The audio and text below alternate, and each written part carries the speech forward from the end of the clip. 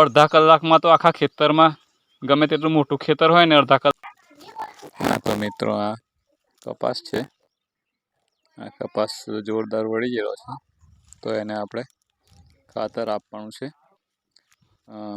Sulphate ને urea. કારણ કે આ કપાસ વળીને જોરદાર થઈ ગયો છે, તો એને ઝીંડવાના પોષણ માટે અને થોડી લીલોતરી માટે આપણે ખાતર આપવાનું છે. તો આપણે જોઈએ કે ખાતર કઈ રીતના આપણે આપીએ છીએ. છેડે બેઠા જ આપણે ખાતર એને આપવાનું છે. હલો, જય શ્રી કૃષ્ણ અને રામ રામ મિત્રો. આજે આપણે ડ્રીપમાં ખાતર ચડાવવાનું છે, તો કઈ રીતના ખાતર ચડાય એ તમને માહિતી થોડી આપું. કારણ કે આ કપાસ છે, કપાસ મસ્ત બની ગયો છે, તો આપણે ડ્રીપમાં ખાતર ચડાવવું છે. બીજી વારનો કપાસ વાળ્યો છે આપણે, તો એના માટે આપણે ખાતર ચડાવવાનું છે. તો તેના માટે આપણે ડ્રીપનો ઉપયોગ કરીએ. તો આપણે કઈ રીતના ખાતર ચડાવવાના છે એ તમને માહિતી બતાવું. તો આ રીતના આપણે બેરલ છે, અને બેરલમાં થોડું થોડું કરીને ખાતર આપણે ખોબે ખોબે નાખીએ છીએ. ખોબે ખોબે ને આખી ક્યારેક 20-25 કિલો જેવું ખાતર છે, એ ખાતર આપણે આ ઠેરીથી નાખી દઈએ અંદર બેરલમાં. કારણ કે બેરલમાં નાખીને એને ઓગાળવું પડે થોડું.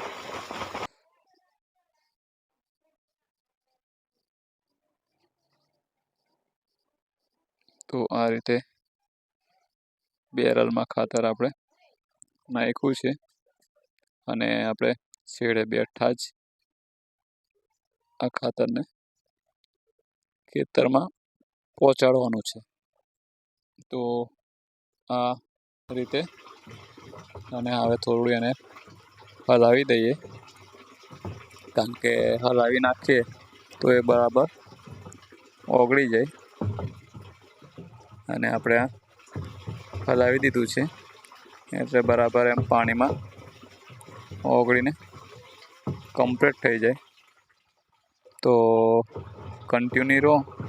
આ તમને કઈ રીતના આપણે ખાતર આ રીતે પાણી ભર્યું છે ખાતર નાખીને, અને આ ખાતર ઓગળે અને પછી આપણે ડ્રીપમાં કઈ રીતના ચડાવવાનું છે એ તમને બતાવીએ. તો કઈ રીતે એ ડ્રીપમાં રહે છે ખાતર એ પણ બતાવીએ.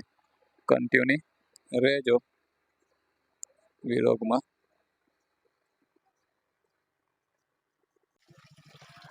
તો આ રીતના આપણે ફૂટવાલ હોય છે, જે એરથી ચૂંટતો હોય છે પાણી. તો એના માટે આપણે પહેલાં તો ફૂટવાલ મૂકી દીધો છે અંદર, અને પછીને થોડું હલાવી નાખીએ, જેથી ખાતર પાણીમાં એકદમ ઓગળી જાય. તો બરાબર ઓગળીને એક દ્રાવણ થઈ જાય એટલે આપણે પછી એને આગળ ચડાવીએ. તો આપણે આ રીતના એક વાલ છે, એ વાલ ફૂટવાલનો વાલ છે, એને પહેલાં તો ખોલી દઈએ. અને આ રીતના ખોલીને પછી આ એક બીજો વાલ છે, જે એરથી ચૂહે છે, એ વાલ આપણે ચાલુ કરી દેવાનો છે.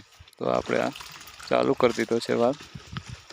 અને બીજો એક આ મેન વાલ છે, જે લાઈનમાં પાણી જતું હોય તો એને આપણે જે રીતના થોડું બંધ કરીશું, તો એ રીતના એ આપણે એરમાંથી પાણી ચૂસશે એરથી આ ફૂટવાલ. તો જેટલું વધારે બંધ કરીશું એટલું એ વધારે ફાસ્ટ ખાતરને ચૂસશે. તો આપણે આ થોડું મીડિયમ બંધ કર્યો છે વાલ, એટલે હવે એ થોડું થોડું કરીને ચૂસશે. પણ મિત્રો આપણે આગળ જોઈએ તે પહેલાં વિડીયોમાં નવા હોય તો ચેનલને સબસ્ક્રાઈબ કરજો. અને આ રીતે આપણે આ બેરલમાં જુઓ કે ફૂલ બેરલ હતું એ આપણે આ રીતના ચૂહી નાખ્યું છે. આ લગભગ 25 થી 30 મિનિટમાં બેરલનું ખાતર ચૂહી દીધું છે. પાણી ખાતરવાળું જે પાણી હોય એ પાણી આપણે ચૂહાવી નાખ્યું છે. તો આ રીતના જો આ બધું એકદમ ખાલી બેરલ દેખાય છે આપણને. તો આ રીતના પછી આપણે ચૂહી દીધું છે. તો આપણે આ મેન વાલ્વ ચાલુ કરી દઈએ અને જે આ વાલ્વ છે બીજો એ પણ આપણે બંધ કરી દેવાનો છે. અને આ જે એ છે ફૂટવાળનો જે વાલ્વ છે એ પણ આપણે બંધ કરી દેવાનો છે.